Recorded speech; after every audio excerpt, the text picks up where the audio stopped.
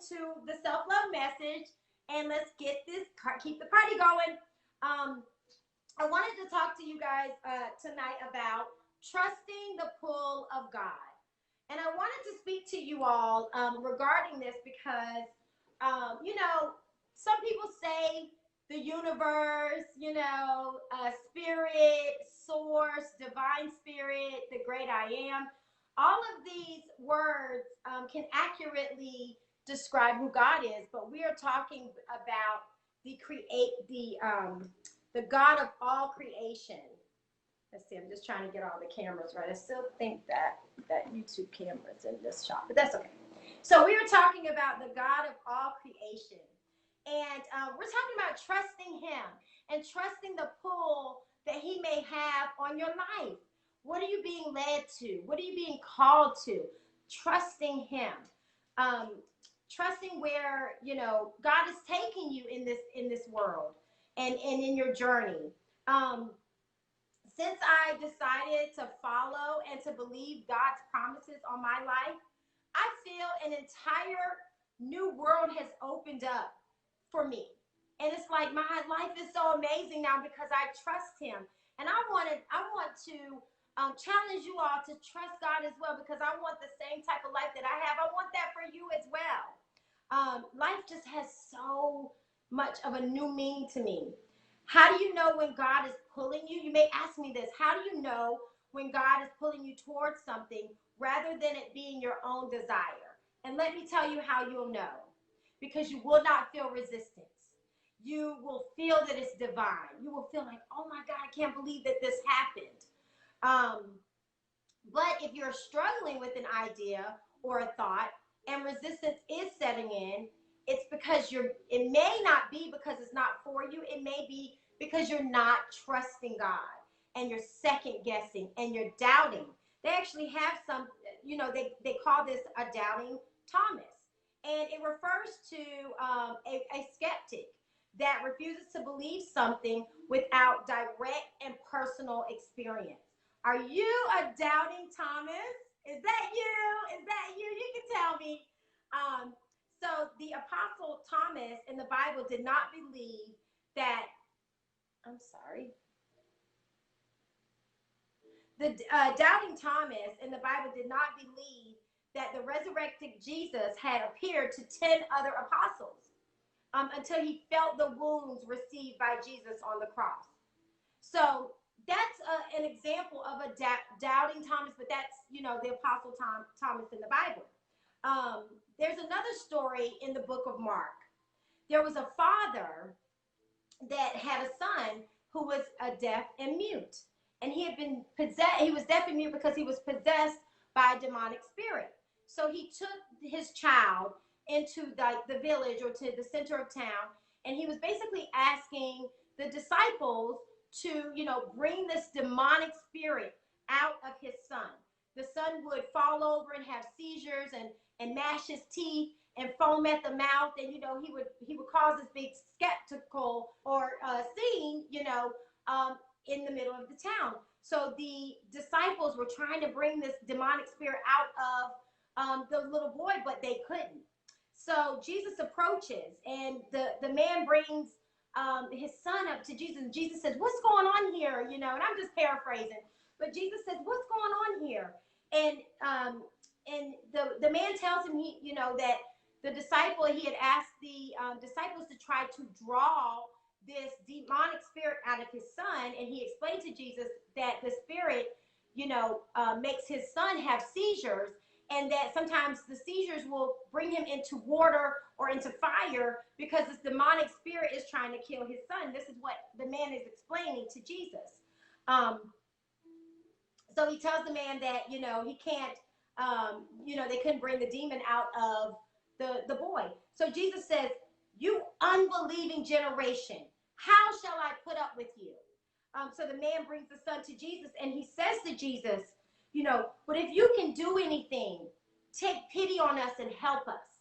And that's when Jesus looks at the man and says, and I love this part.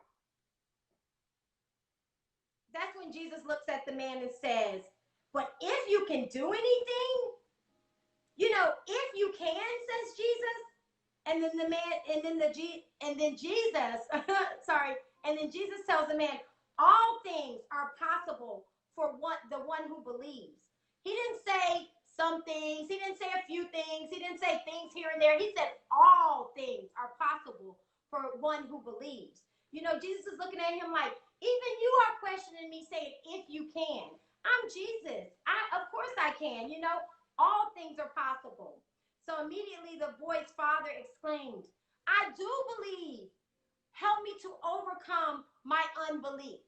So even then, the boy's father wanted to believe wholeheartedly, but he still recognized that there may have been pieces in him that truly didn't believe, and this was stopping his son from being healed. So Jesus commanded the demonic spirit to flee out of the boy, and it did. Later, the disciples, they pulled Jesus to the side and they said, you know, what did you do? We tried and we couldn't get the demonic spirit out of the boy. What did you do? And Jesus said to them, this can only be done by prayer. This can only be done by prayer.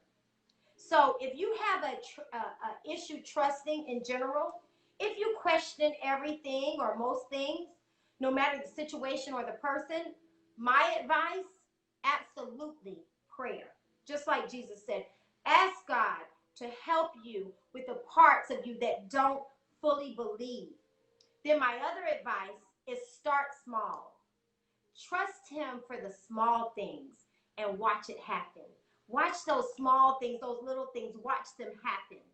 Then I thought about this today. I was like, how can I describe this? I want you, if this is an issue for you or something you struggle with, create in your mind a trust meter, right? Like a gauge. Trust a little more, and watch that meter just keep going and go. And by that time, look, it's going to be breaking the glass, because I'm telling you, you can start small, trusting God, and you're going to see every time he's coming through. He's coming through. He's coming through. You're like, man, I don't know how he did it, but he did it. He did it then. He did it. That's why my trust is so strong. My faith is so strong, because every single thing that I was trusting God for, even when I had little faith, and when I had, he says you only need faith as tiny as a mustard seed, but even when I had little faith and I was trusting small, now I'm trusting big. I'm trusting big, because I know that I walk in expectation because of everything he brought me out of, and everything. When I trust him, my world opened up. I just knew I walk in expectation because I know what God has for me. I don't question things. I don't second guess them. I don't doubt. You know, I was thinking about this too. I said, as I'm writing my life story, I'm building trust. Why? Because I trusted God to finally do what he told me to do. He told me to write it down. Write your story. And it started healing me. It started healing my heart. I would have never been able to tell you that I have healed so many parts of myself just by writing, just by trusting God and his words. That thing, it touches me because I fought it for so long. I don't want to write my story. Nobody wants to hear this. And it really healed me. So many things that have happened in my life that I've come out of, it's because I trust him. I trust God. I started thinking about, why should you trust? You know, I can sit here all day and tell you why I trust. I trust because I know he's real. He does not lie. Everything that he promised me came true. Everything that he told me he would bring me out of, it came true. Every single thing that God told me, I got you. Don't ever worry. He does it. He brings me through, and he makes me fly. So let me tell you this. I thought about this before. Because I'm trusting him big, he's blessing me big. I'm not trusting small. I'm trusting big. My trust meter broke that glass a long time ago. And that's what I want for you all. I want you to trust him big. And I want you to know that everything he says will come true, because he's not a man that he shall lie. I thought about this. You have to, when you trust in God for something different, you have to do things that you have never done before. And you have to live a life that you've never done before. You've never lived before. I was thinking about the movie The Matrix, when the character Morpheus, which, you know, Lawrence Fishburne character, he gives Neo, which is played by Keanu Reeves. You know, People say that Morpheus represents God in the movie or the universe. He gives him the choice of the blue pill or the red pill. You know, the blue pill represents, ordinary life, the life that you know, the life that you live every day. You know, that's the blue pill. That's your idea of reality. You know, you wake up in your bed, never having an extraordinary experience. Hey, listen, guys. Instagram's gonna pop off. Come to my YouTube or my Facebook. We're still going. Instagram is about to pop off. Reagan Abdul-Malik on Facebook or YouTube.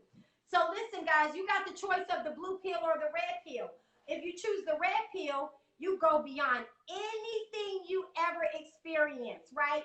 Just because you want to see where the universe will lead you. You want to see what God has for you. I want the red pill. I don't want a life of mediocrity or, a life that I can't be proud of. I want to see where this thing takes me. So that's why I trust God. And that's why I challenge you all. Trust God. If you have an issue, like I said, start small. And you're going to see that trust meter. You're going to see me one day and you're going to say, Reagan, my trust meter broke the glass. God did this, and this, and this. And that's why I trust him like I do. Let me tell you something. God gives you a choice. God gives you a choice. Do you want the blue pill? Do you want to live that life that you know what's going to happen every single day, all day? Or do you want the red pill that you don't know what's going on, but you're going to trust God for all of the beautiful things, for all of the amazing experiences that he has in your life, because he gives you the choice, the real truth, not hiding behind the matrix of deception.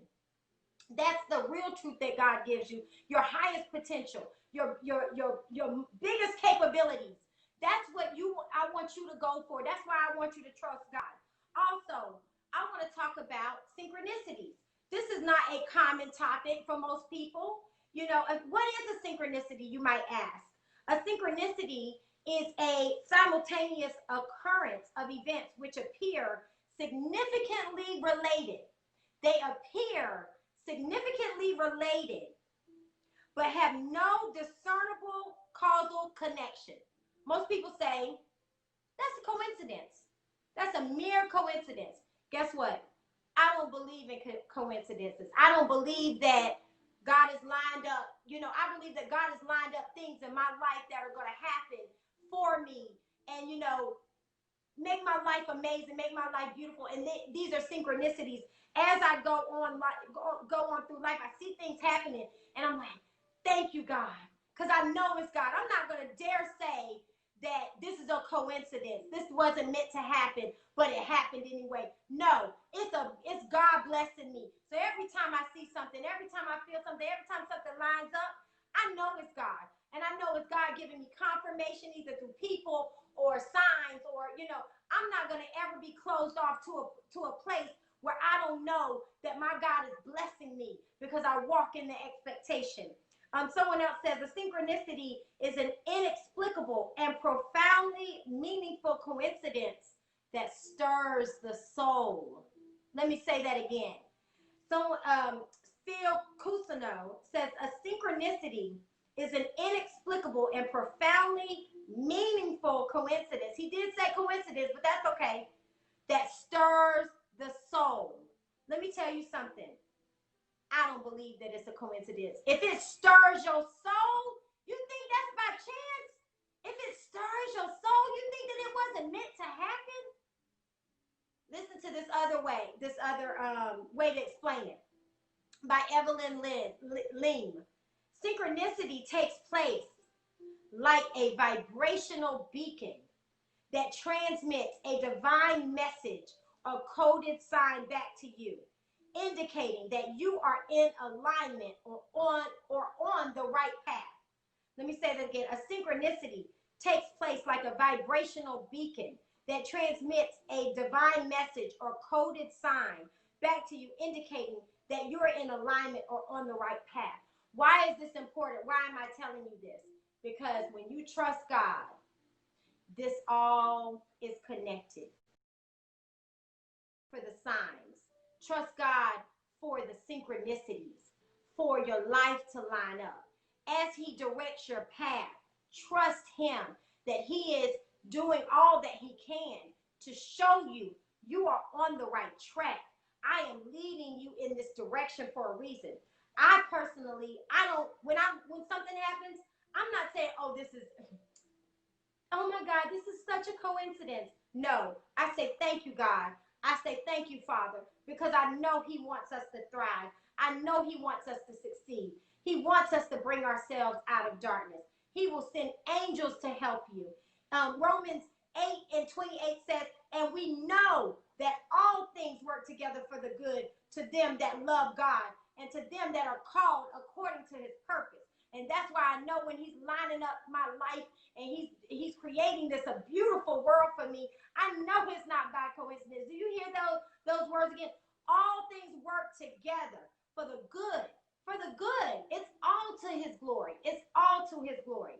Like I said, he will even send his angels and his spirit guides to lead us in the right direction. They are always sending signs. They are always surrounding you, and helping you. It says in the Bible, do not, and this goes back to volunteering and helping in your community and helping people. And I wanted to say this when Shannon was on, but I'll say it now. It also says in the Bible, do not forget to show hospitality to strangers. For by doing so, some people have shown hospitality to angels without even knowing it. And that's why you give. And that's why you show up. And that's why you volunteer. Because the angels are around us helping us. We're trusting God. Let me say this, and then I'm going to close. Remember these three things to help you trust the pull of God. These three things. Number one, pray. Pray and ask God for help with your unbelief.